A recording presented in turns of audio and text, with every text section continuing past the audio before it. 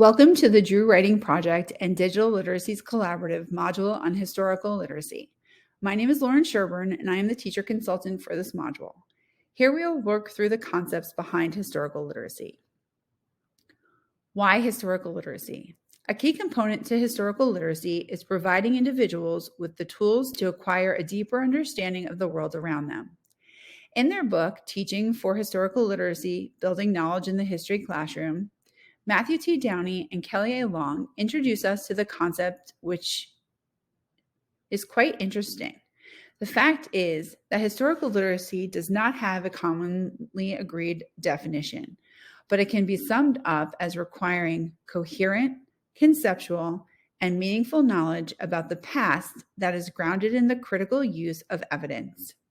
In a world where information is disseminated faster than the speed of light, historical literacy allows us to stop and think about events with a more critical lens, to evaluate sources from various perspectives. Thomas Andrews and Flannery Burke shared in their article, "What Does It Mean to Think Historically?" the core lens in which historians use to answer questions, make arguments, and engage in debates. They are known as the 5 C's and are currently supported by the American Historical Association. The 5 C's, as they are referred to, deal directly with engaging sources and events through change over time, context, causality, contingency, and complexity. The first C we will discuss is change over time. You explored these questions in your first prompt. Basically, it is as simple as, how has life changed or stayed the same throughout our human history? What are the common trends or themes that we notice as time moves by? Whether it is the health of the economy, a technological advancement, a social movement, a cultural norm, a political platform, each aspect demonstrates an area in which individuals can examine history no matter the time period and its effects on the nation, a culture, or a community. The next C is context. Context is the connections that are made to both a time and place that event occurs. It ultimately asks individuals to locate a document in a time and place and to understand how these factors shape its content.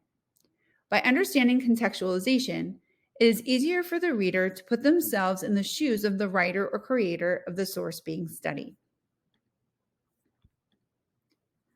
One event does not determine an outcome. This is causality. Think of a baseball game. If the pitcher throws the ball to the catcher, there is more than one outcome. We need to look at how it was thrown, whether or not it was caught. Was there a batter on the base ready to bat?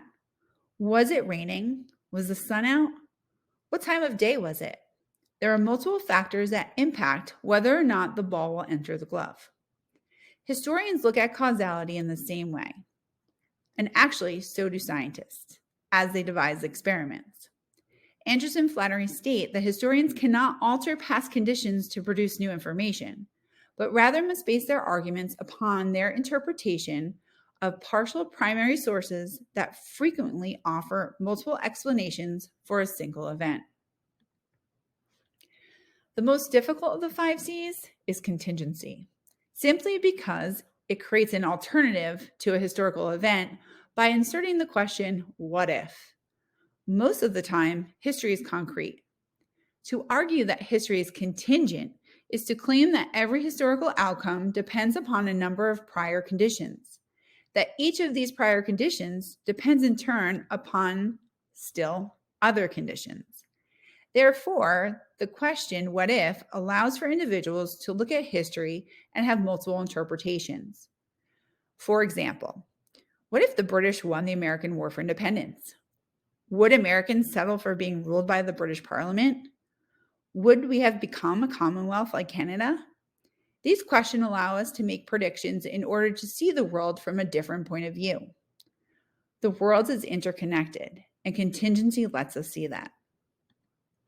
The final C is complexity. According to Andrews and Burke, it is simply making sense of a messy world by taking multiple perspectives and participating in the history through a mock debate or simulation in order to experience the various perspectives, kind of like you did in the first prompt. So now let's write and reflect. Make a connection to your life experiences by using one, if not all, of the 5 C's mentioned in this video.